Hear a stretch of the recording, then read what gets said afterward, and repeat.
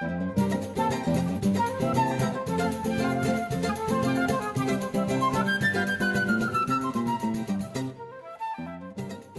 falar do livro Curtiço, do ponto de vista psicanalítico, primeiro falar um pouco de psicanálise, né? E de uma obra fundamental que é a interpretação dos sonhos. Talvez, para muitas pessoas ainda hoje, seja folclórico, né? Seja pitoresco a interpretação dos sonhos. Mas qual é a importância, né? Qual é a importância desse livro publicado no finalzinho do século XIX, comecinho do século XX, né?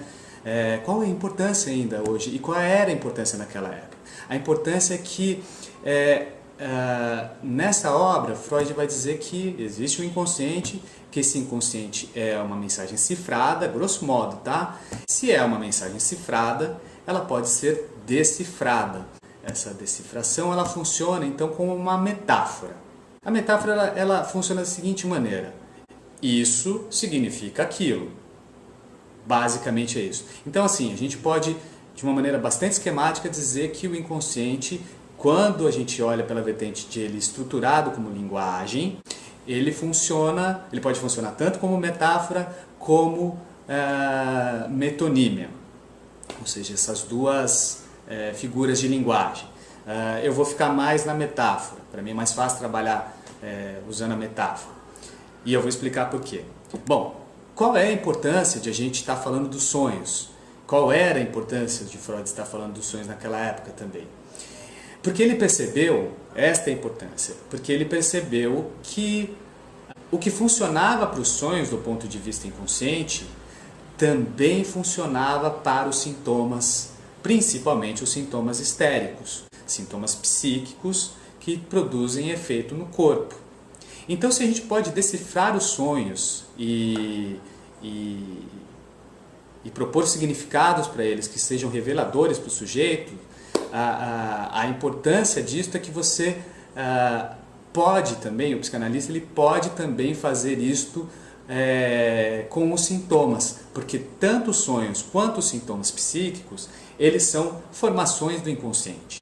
Eles são análogos, eles são da mesma forma, são similares. Se são similares, podem também ser interpretados de maneira parecida. Bom, isso tem toda uma importância ainda nos dias de hoje, porque os sintomas histéricos persistem. Vamos agora então a uma definição um pouco mais precisa do que é o sintoma histérico. O sintoma histérico é um sintoma no corpo, mas ele é diferente de um fenômeno psicossomático, onde no fenômeno psicossomático há uma lesão no órgão. O órgão está lesionado quando estamos falando de psicossomática. Na histeria, no sintoma histérico, não há uma lesão no órgão. Só que a doença, o adoecimento, o sintoma no corpo, ele funciona como metáfora. Ele funciona como sonho. E então, esse adoecimento ele pode ser interpretado, pode ser proposto um sentido e que tenha relação com a vida do sujeito, né? Do portador do sintoma, daquele que está produzindo o sintoma inconscientemente. Falamos da psicanálise, né? Para poder agora avançar e falar do Curtiço, a personagem que eu escolhi, que é, enfim, aqui me fez de fato querer falar sobre esse livro, né? Analisar ele do ponto de vista psicanalítico, é a Pombinha. Pombinha, ela é filha de Dona Isabel, uma mulher que passou por uma tragédia. O marido dela, que era um comerciante, um dono de casa de chapéus, ele contraiu dívidas, não conseguiu pagá-las e acabou se matando por conta disso. A tragédia da Dona Isabel, da mãe da Pombinha, ela é intensificada porque, por conta disso, elas saem de uma situação social e financeira relativamente boa e vão morar no Curtiço. Então, isso é algo que permeia a personagem da mãe da Pombinha, porque ela decaiu socialmente, ela deseja voltar a este lugar que um dia ela já esteve socialmente, a restaurar o círculo social dela. Ela não encontra outros meios de fazer isso que não seja através da filha. O casamento da filha dela representaria o quê? A Pombinha ela já tinha um noivo, que era o João da Costa, um comerciante também, assim como o pai.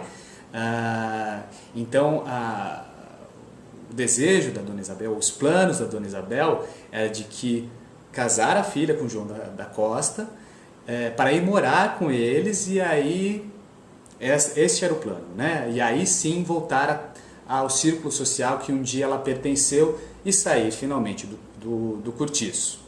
A Pombinha ela já era uma adulta, né? Uma mulher de 18, uma jovem mulher de 18, 19 anos talvez, mas ela nunca tinha menstruado. Ela não tinha menstruado ainda, ela ainda conservava características adolescentes, e isso era público. O cortiço todo, e não só o cortiço, sabia da questão tanto da Dona Isabel, da amargura dela e do desejo de sair logo daquele cortiço, como também sabia que Pombinha não menstruava, e isso era um impedimento para a Dona Isabel. Ela não casaria a filha antes da filha se tornar mulher, nas palavras dela. A gente vê diversos momentos, diversas horas na obra em que as pessoas chegam um pouco gravemente e perguntam: e aí, já veio? E ela sempre amargurada e triste, dizendo que não. Há uma grande expectativa então dela e dos outros também para que a Pombinha ela finalmente menstrue.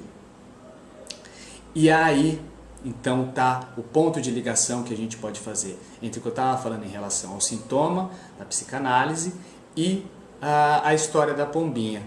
Porque este não menstruar, não ter menstruado aos 18 anos ainda, tem uma função inconsciente, ou mais de uma, né? Os sintomas eles podem ser sobredeterminados, ou seja, eles podem ter múltiplas causas inconscientes. Eu consigo, na leitura da obra, eu consigo destacar pelo menos duas causas, tá? Para esse sintoma.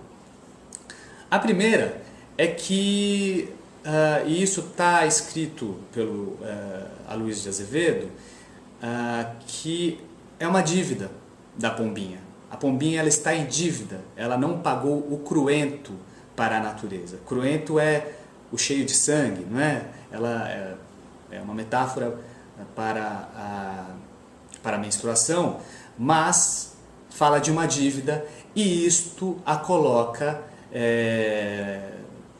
em jogo uma identificação de Pombinha com o pai dela.